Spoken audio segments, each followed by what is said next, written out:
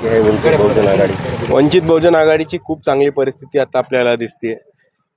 बऱ्याच ठिकाणी वंचित बहुजन आघाडी सत्तेमध्ये येईल असं सुद्धा दिसतंय आणि दुसऱ्या ठिकाणी बऱ्याच ठिकाणी वंचित बहुजन आघाडी हाच इकडच्या सरकारच्या विरुद्ध मेजर विरोधी पक्ष आपल्याला उभा राहताना दिसतो. परभणीमध्ये आता खास बोलायला झालं तर काँग्रेसची ताकद आपल्याला कुठेही दिसत नाही. काँग्रेसला उमेदवार सुद्धा मिळाले नाहीयेत.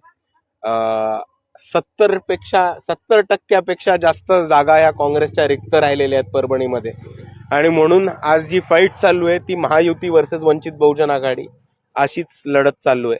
आणि या लढतीमध्ये एका बाजूला प्रस्थापित सगळे एका बाजूला झुकलेले दिसत आहेत आणि त्याच्यामुळे सगळे वंचित घटक हे वंचित बहुजन आघाडीच्या बाजूने आपल्याला फिरताना दिसतात. महानगरपालिकेला लातूरमध्ये वंचित आणि काँग्रेसची आघाडी झाली आणि सत्ता देखील आहे, पण जिल्हा परिषदेला पुन्हा आघाडी होण्याचे काही दिसतच नाही. म्हणजे काय कुठं बिघडलं?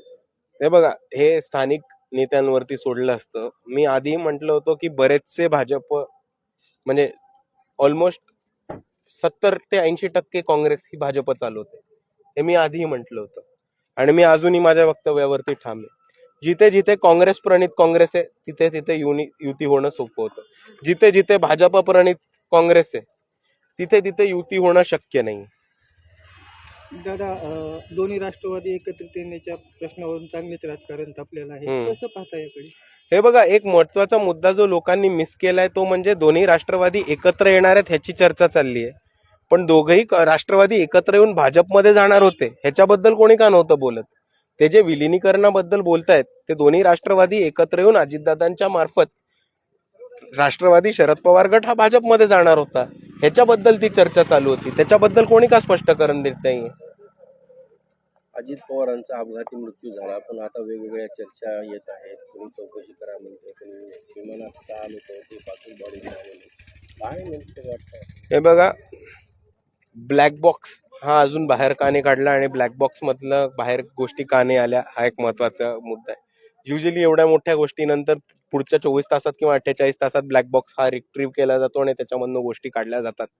पण तो ब्लॅक बॉक्स रिट्रीव्ह नाही झाला ह्याच्यावरनं एक खूप मोठा प्रश्न होतो.